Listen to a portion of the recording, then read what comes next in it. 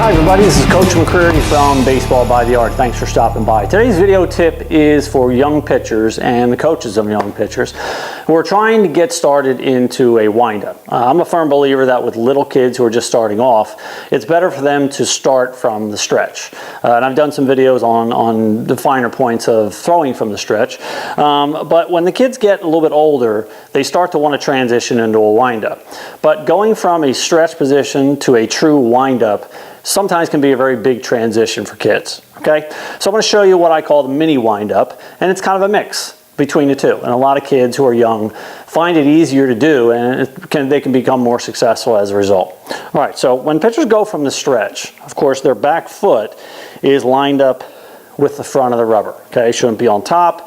It shouldn't be on an angle on the side. It should be flat in front of the pitching rubber, okay? Of course, when they throw from the windup, their feet change. They take their feet here, and then they have to do a few things in order to get that foot positioned in front of the pitching rubber. Now, we got some problems there because little kids, they already have problems with balance.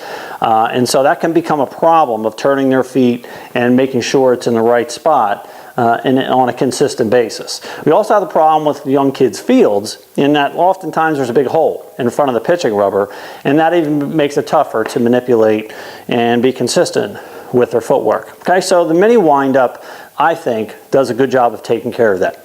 So let's say I turn the pitching rubber here, and I start from the stretch, and I line my back foot up with the pitching rubber, and that's how a lot of kids are going to go from the stretch and then go through their delivery. Okay, well, I'm going to start with the kid's foot just like this, like it is from the stretch. Okay, so from the mini windup, the back foot doesn't change. It's already down there. So if there's a hole there, the kid has already solved that hole by making sure their foot is in the proper location and it's solid and it doesn't have to move. Now what I'm going to do with my upper body on a mini windup is really just open up.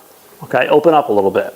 Now my shoulders and my hips are not completely squared to the catcher, because if my foot is turned like this, that's really awkward. It's really difficult for my knee and for my foot to fully square up to the batter. So in my instance, as a right-handed batter, if I open up, if I take that front foot and I just open it up like this, a little bit to the side, my shoulders and my hips are really squared up to like the third base dugout. And so I can start my glove right at my belly button or chest, whatever you want to do with your windup, and I'm good to go, okay?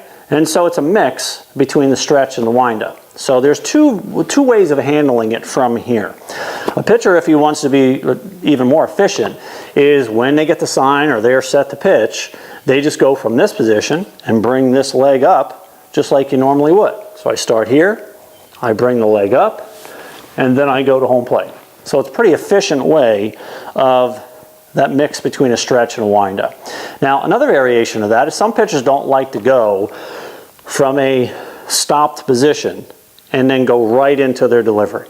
Okay, so another variation of that is to really kind of just rock to the side. You're not going to step to the side because you've already have that foot a little bit to the side, but you may want to just rock to the side. So in essence, if I'm turning and I'm opened up and I'm getting ready for my pitch, my weight is evenly distributed. It's about 50-50. So when I rock to the side, it's now like 90-10.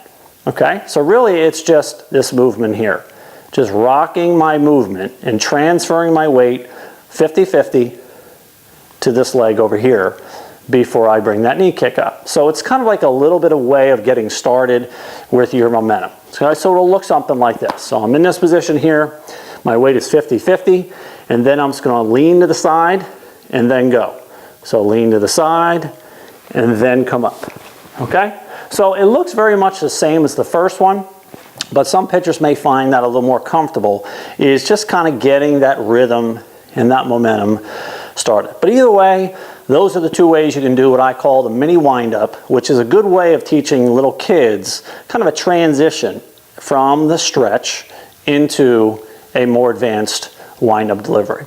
All right, so give it a shot. I've even seen older kids who have a tough time being efficient, tough time repeating their delivery, going into a wind-up style like this.